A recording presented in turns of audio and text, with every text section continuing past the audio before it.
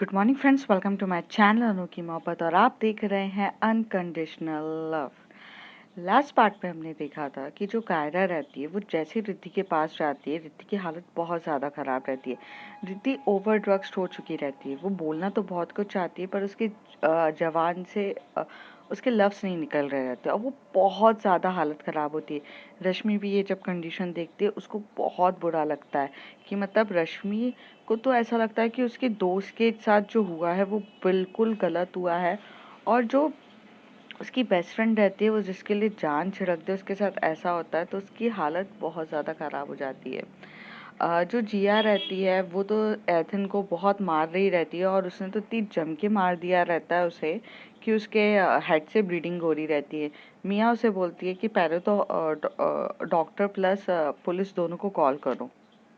Doctor और police दोनों को कॉल करने के बाद जैसे पुलिस आती है तो पुलिस एथन को लेकर जाती है और वहाँ पे उनकी जो फॉर्मेलिटीज़ रहती है वो सारी होती है क्योंकि एथन का जो पासपोर्ट रहता है वो तक जब्त कर लिया जाता है क्योंकि उसने जिस तरीके से एक इंडियन वुमेन के साथ मिसबिहेव किया था। इंडियन हो या कोई सी भी वुमेन हो, अगर उसके साथ मिसबिहेव करते तो वही होता है।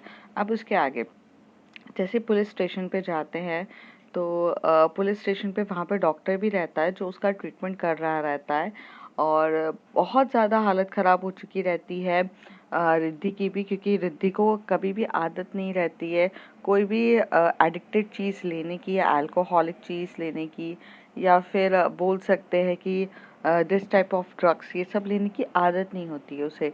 उसकी फर्स्ट टाइम बॉडी ने लिया रहता है, उसकी तबीयत ख़राब हो जाती है तो उसको भी हॉस्पिटल में एडमिट किया जाता है उसके ट्रीटमेंट के लिए। जब वो हॉस्पिटल में एडमिट रहती है तभी मिया बोलती है कि जिया एक बात कहूँ। तो मिया मिया से जिया कहती है कि हाँ बोलो।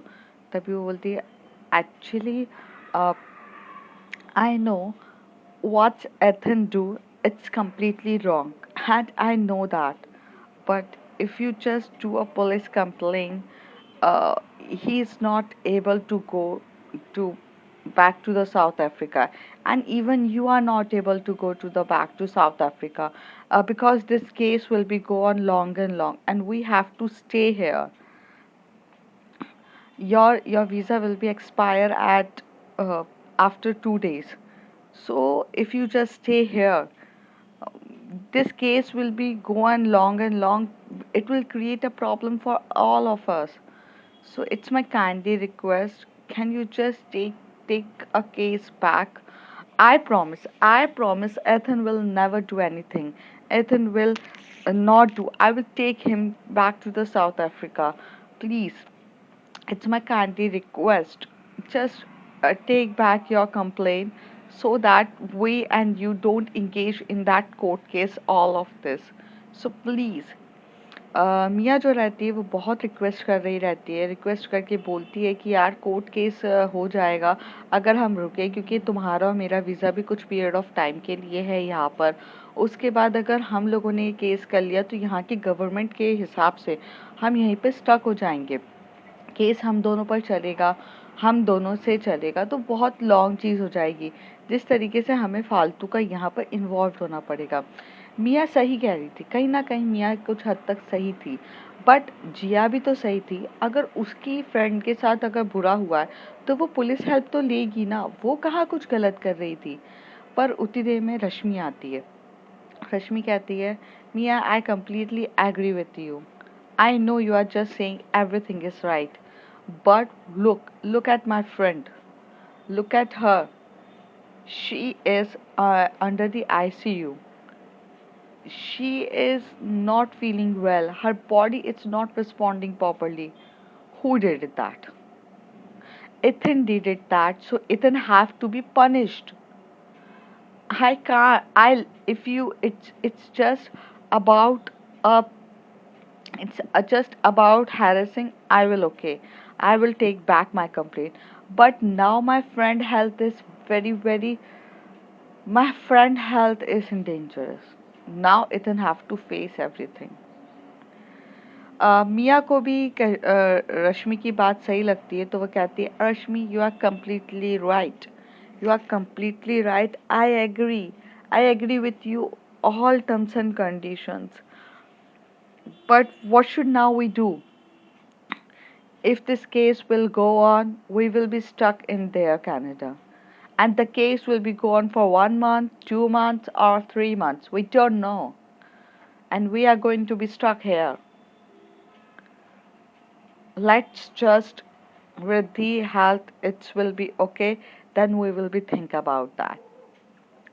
तो जिया कहती है okay fine what ever the final decisions will be taken by Riddhi okay यहाँ पे कायरा भी बहुत ज़्यादा रो रही रहती है उसको समझ में नहीं आ रहता है कायरा के साथ ऐसा हुआ रहता है कि उसके अंदर एक डर बैठ जाता है कि उसने अपनी गर्लफ्रेंड को किसी और के साथ जब से देखा रहता है उस पोजीशन पे तो उसकी हालत बहुत ज़्यादा ख़राब हो जाती है वो रोने जैसी सिचुएशन होती है उससे हालत इतनी ज़्यादा ख़राब होती है कि उसे समझ में नहीं आता उसके दिल और दिमाग में ना वो चल ही रहा रहता है और वो बहुत रो रही रहती है उसे अपने पार्टनर को खोने का जो डर था वो इतना ज़्यादा बढ़ चुका था कि अब समझ में ही नहीं आ रहा था वो बहुत रोती है उसकी बहुत हालत ख़राब होती है तभी जो जिया होती है वो रश्मि को इशारों से कहती है कि तुम जाओ ज़रा कायरा को हैंडल करो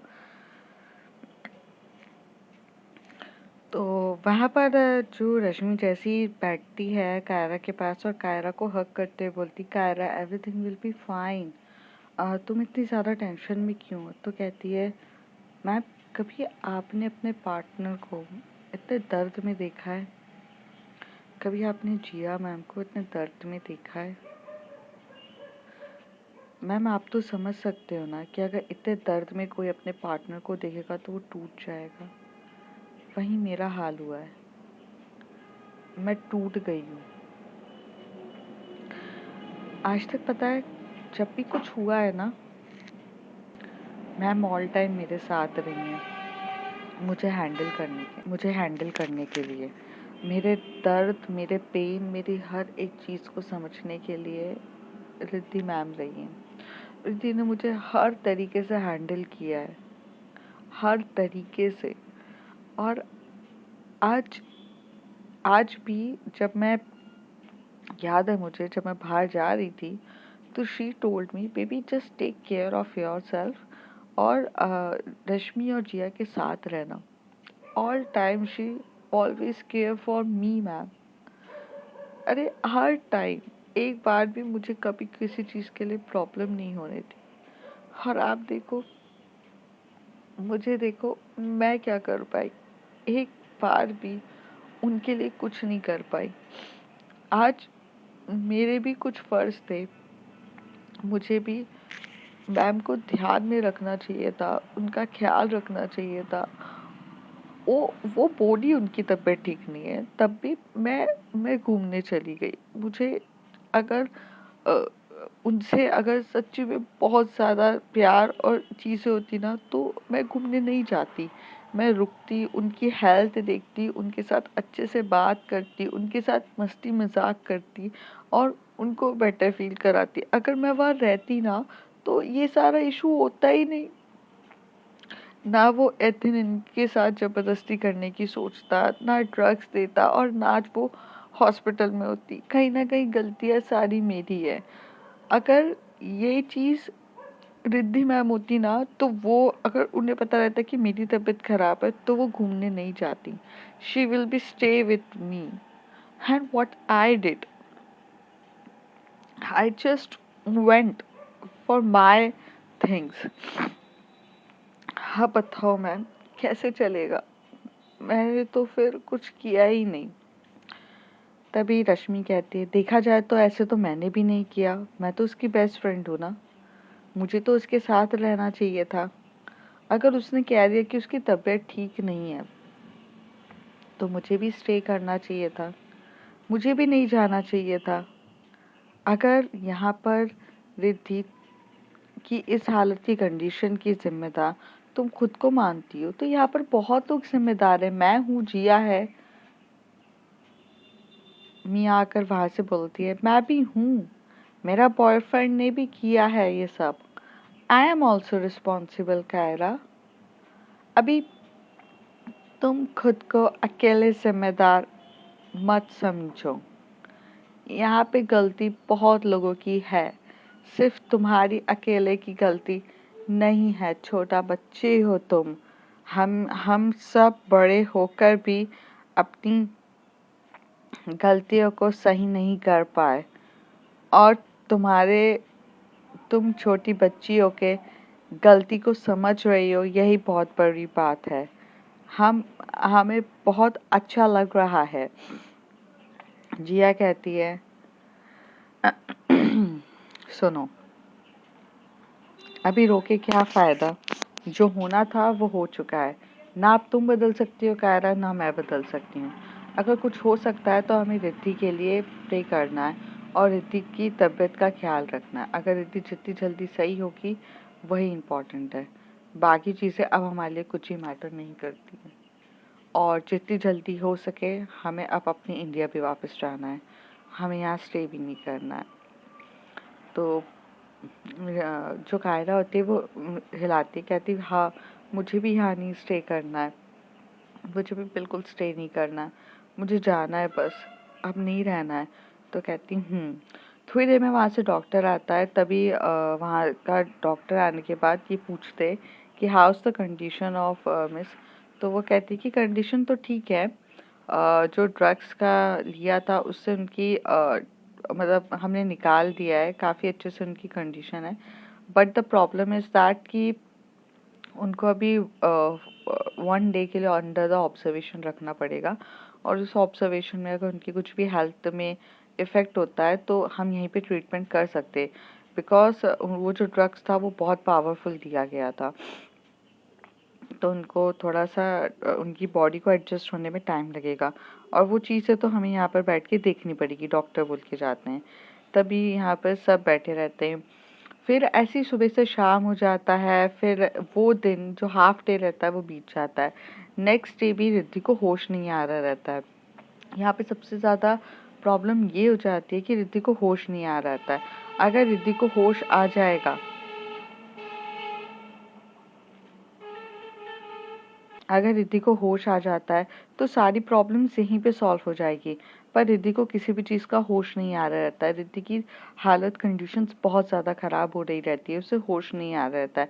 डॉक्टर भी अब यहाँ पर बहुत ज़्यादा कंसर्न हो चुके रहते हैं कि होश क्यों नहीं आ रहा है।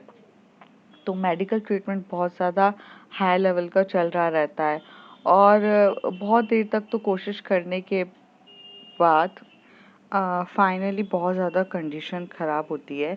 तभी जो रिद्धि के डैड है वो भी कॉल कर रहे रहते हैं बहुत बार, और रिद्धि अपना फ़ोन तो उठा नहीं रहती है, और उसका जो फ़ोन रहता है वो रश्मि के पास रहता है। अब रश्मि और जिया की एक दूसरे की तरफ देख के कंडीशंस ख़राब होती है, बोलती कि अंकल को बताना सही है कि नहीं। तभी मिया कहती no no don't tell him she is not well, she is just taking a proper sleep. तो रश्मि कहती है कि मियाँ आप सही कह रहे हो, बट उनके पापा को तो पता होना चाहिए ना। Uncle was very cool, but conditions अभी थोड़ा ख़राब हो जाएगी अगर नहीं हुआ तो कहते कि क्या कर सकते हैं, बट अभी बताओगे तो उनको टेंशन भी तो हो जाएगी। मियाँ कहती है।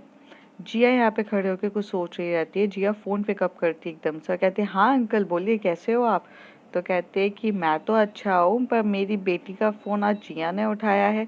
क्या बात है, कहाँ है मेरी बेटी? और मुझे कल हो गया, कल से मैं वेट कर रहा हूँ, वो मुझे कॉल ही नहीं किया। कहाँ इतने बिजी हो तुम सब लोग?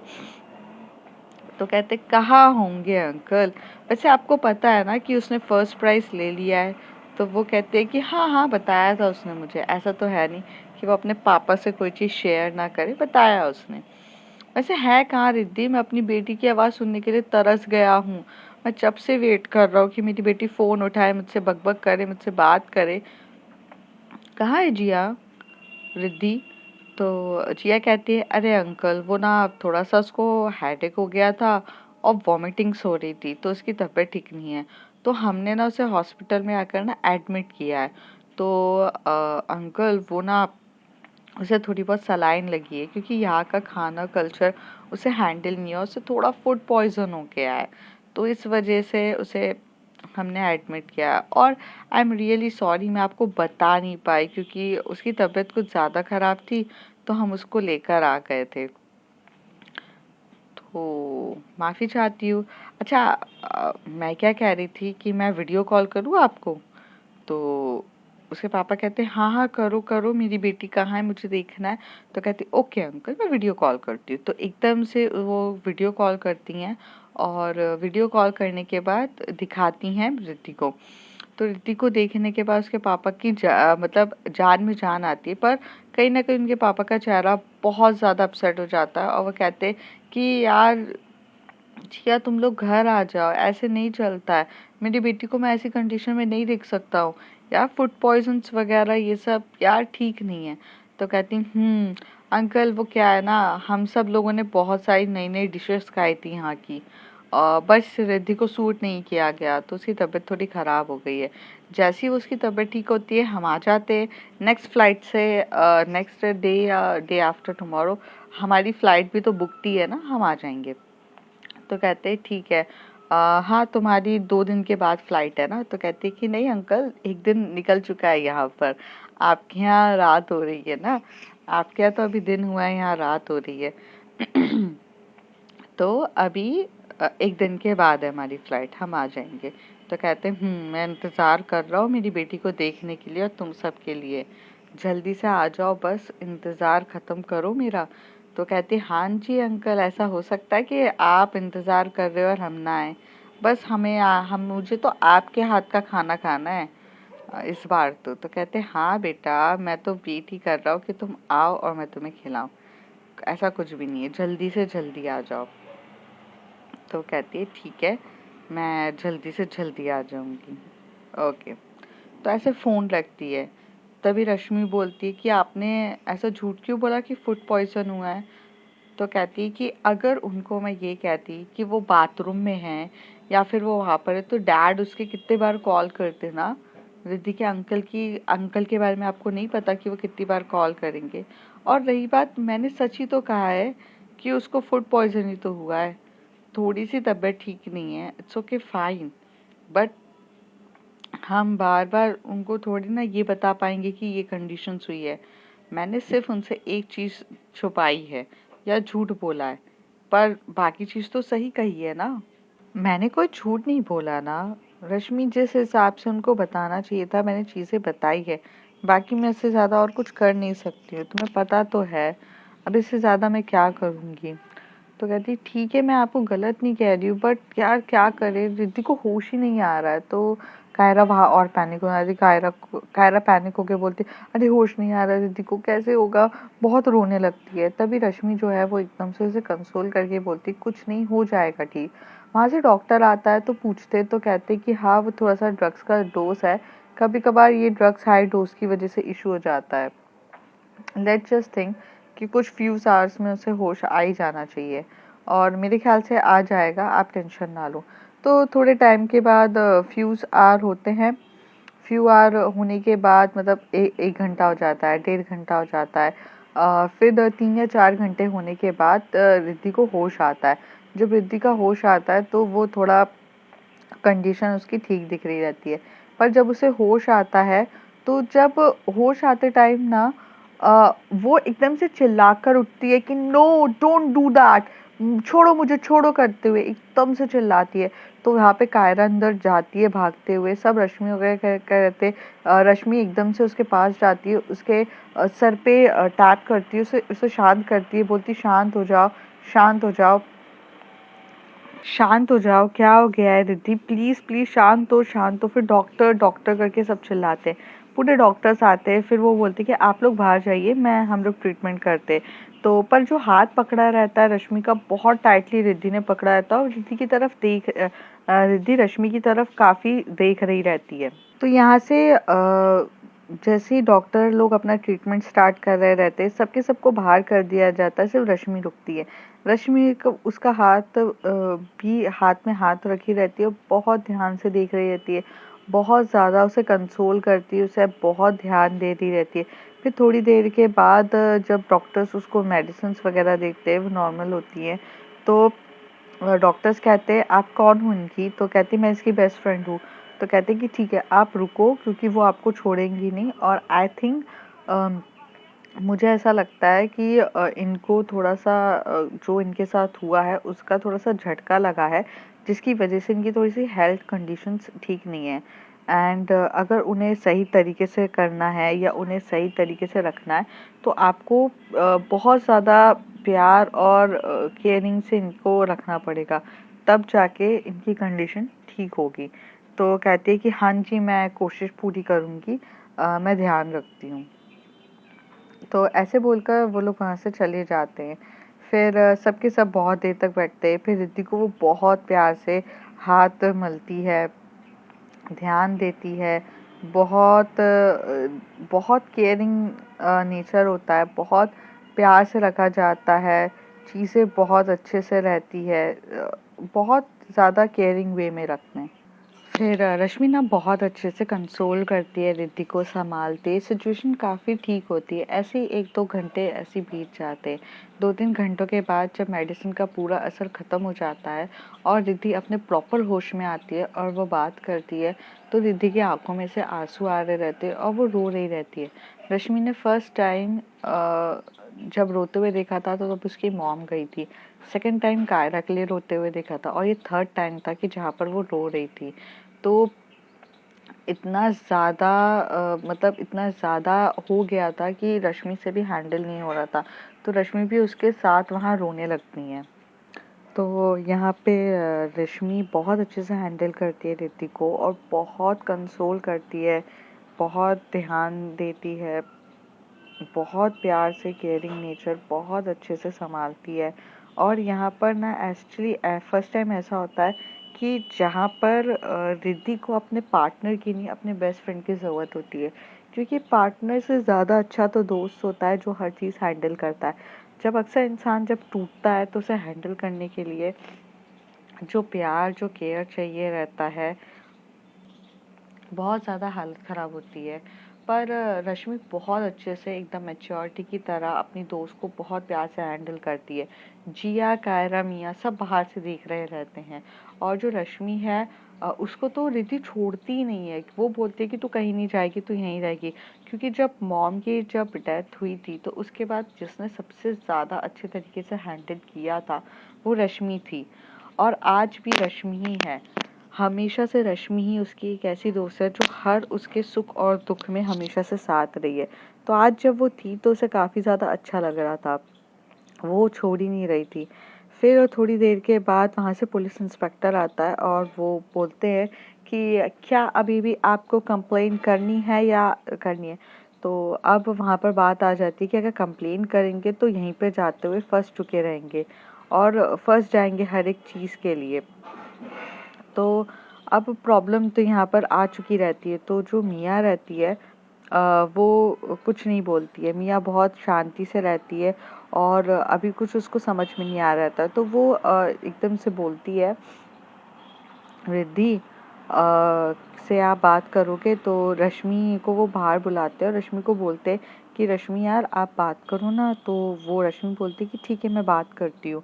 तो रश्मि जैसी बाहर अंदर जाती है और वो बोलती है कि रिद्धि, तो वो बोलती है कि हाँ वो एथन ने जो तेरे साथ किया उस पे तो हम लोगों ने ना पुलिस कंप्लेन कर दी थी और हमने ना पुलिस कंप्लेन करके अ, वो वो अभी भी पुलिस के कस्टडी में है, क्योंकि जो हुआ वो सही नहीं था। तो वो कहती है हाँ, पर तो तू बता कि हमें उसे अभी भी पुलिस कंप्लेन ही करनी है या फिर उसे छोड़ना है। तो कहती है यार मतलब मैं क्या बताऊँ यार, जो उसने किया वो सही तो नहीं था, पर हम किसी को इस तरीके से ऐसे रख भी नहीं सकते। बस मुझे रश्मि घर जाना है, मुझे इंडिया जाना है, मैं अपने इंडिया में खुश रहूँगी, मुझे यहाँ पे नहीं रहना है। तो वो कहती है कि ठीक है, जैसा तू बोले, अगर तुझे लगता है कि तुझे इंडिया जाना है और इंडिया में तू काफ़ी ज़्यादा खुश रहेगी और चीज़ें ठीक रहेगी, तो यार थोड़ी देर के बाद रिद्धि बोलती है कि एथन को छोड़ दो, मैं कोई कंप्लेन नहीं करूँगी मुझे बस कल की जो हमारी फ़्लाइट है उससे हमें घर जाना है। तो ये बात करके जो पुलिस इंस्पेक्टर रहता है वो एफआईआर, क्योंकि एफआईआर को जो वापस ले लेती है रिद्धि, तो वो बोलता है ठीक है फाइन, एफआईआर आपका वापस हो चुका है, अब कोई इशू नहीं है, आप कर सकते हो। और ये लोग होटल रूम में वापस जाते हैं क्योंकि अब डिस्चार्ज वगैरह हो चुका रहता है। जा रहे रहते हैं, सबके सब अपनी पैकिंग करते, क्योंकि नेक्स्ट डे इन लोगों को फ़्लाइट पकड़नी रहती है। जो कायरा रहती है कि वो बहुत अच्छे से जाती है, प्यार से बात करती है और बोलती है कि आई एम सॉरी, मेरी वजह से हुआ है। तो वो बोलती है कि तुम्हारी वजह से तो नहीं हुआ है, बट चीज़ें थोड़ी ठीक नहीं है, हम इस बारे में बाद में बात करेंगे। क्योंकि अभी एक्चुअल वल्नरेबल सिचुएशन में तो यार ये खुद रहती है, तो ये किसी को हैंडल कैसे करेगी चीज़ें। तो अभी तो वो खुद ऐसी हालत में है कि यार वो खुद को संभाल ले, बहुत बड़ी बात है, पर अभी वो हालत में नहीं रहती है कि वो कायरा को संभाले। अभी ये चीज़ कायरा को समझनी चाहिए थी कि वो अभी अपना गिल्ट फैक्टर लेकर ना बैठे, अभी उसे किसी भी हालत में संभालना है। पर वो भी तो बच्ची ही रहती है, वो उसको अपने गिल्ट फैक्टर के अलावा और कुछ दिख ही नहीं रहा रहता है। बहुत देर हो जाती है, काफ़ी ज़्यादा देर हो चुकी रहती है, जहाँ पर उसे मेडिसिन्स दी जाती है और वो सो जाती है, बहुत प्यार से आराम से स्लीपिंग की नींद में सोती है। तभी रश्मि आती है और बोलती कि रिद्धि सो गई है? तो कहती है कि हाँ रिद्धि सो गई है, आप बताओ? तो कहते हैं कि मैं तो अच्छी हूँ। तो बोलती है कि अच्छा सुनो, मैं कुछ कह रही थी कि कायरा तुम अभी अपना ये जो रोना धोना है ये बाद में करना, रिद्धि अभी इस कंडीशन में नहीं है कि वो तुम्हें टैकल कर सके, तो तुम उसके सामने हंसते खिलखिलाते उसका मूड ठीक करने की कोशिश करो। अपना गिल्ट फैक्टर अगर लेके रहोगी तो तुम किसी को ठीक नहीं कर पाओगी, उल्टा बस अपनी प्रॉब्लम्स को लेकर बैठी रहोगी और जिसकी वजह से ना और इशू हो जाएगा। तो कायरा बोलती है ठीक है मेरी गलती है, आई एग्री, मैं नहीं करूँगी। तो कहती है ठीक है। दूसरी तरफ जो जिया रहती है वो भी अपने बैग पैक करके नीचे रिसोर्ट में नीचे जाती है कैंटीन की तरफ कुछ खाना ऑर्डर करने के लिए सबके लिए। तो क्योंकि रूम सर्विस पे तो अब सबका भरोसा उठ चुका था कि कब क्या मिक्स करके आ जाए, तो इस वजह से जो रहती है जिया वो नीचे जाके पैक करती है। तभी वहाँ पे उसे मिया मिलती है, तो मिया कहती है हेलो। तो जैसे ही आती है तभी वो बोलती है जिया, आई एम रियली सॉरी, मेरी वजह से आपको बहुत ज़्यादा प्रॉब्लम हुई है, मैं नहीं चाहती थी कि ऐसा कुछ हो, but truly you are a very good friend, I really really like you, you are the one of the cutest friend I ever met in my life. Jiya आगे आती है और जिया से हक करके बोलती है you are the best friend, जो अपने ही बॉयफ्रेंड के अगेंस्ट जाकर मेरी मदद कर रही थी। तो यार, तो वो ऐसे बोलती हैं। तभी जो मियाँ रहती है वो जा रही रहती है, तो जो हाथ पकड़ के जिया उसको हक करती है और कहती है you are the best friend, you are the best friend, जो इतनी अच्छी दोस्त मैंने आज तक अपनी लाइफ में नहीं पाई है, जैसे अपने बॉयफ्रेंड के अगेंस्ट जाकर हमारी मदद करी है। एंड जो लेवल ऑफ ह्यूमैनिटी आपके अंदर है वो देखकर ही बहुत अलग, मतलब बिहेवियर, मैं क्या बोलूँ, मेरे पास वर्ड्स नहीं है। मैं तो आपकी फ़ैन हो गई, जिया कहती है। तभी मियाँ कहती है oh you are my friend, oh just oh my god, just don't kidding me, you are just amazing. If you are single, that I want to be your girlfriend, I just want be your girlfriend, you are amazing, so I just want it all the time. तो जो मिया रहती है वो एकदम से suddenly से किस कर देती है जिया को, और जब जिया उसे किस बैक करती है तो वो थोड़ा होकर बोलती है कि do you really like me ना दैट वे। तो मिया कहती है कि हाँ, मुझे तो बहुत पहले से ही आपके लिए वैसी वाली फीलिंग्स थी, बट आपकी गर्लफ्रेंड है इसलिए, बट अब हम शायद मिले या ना मिले कभी, बट ये मुझे आपको ज़रूर बताना था। तो अब देखते हैं फ्रेंड्स आगे क्या होता है। If you like my story, like share and subscribe. Thank you.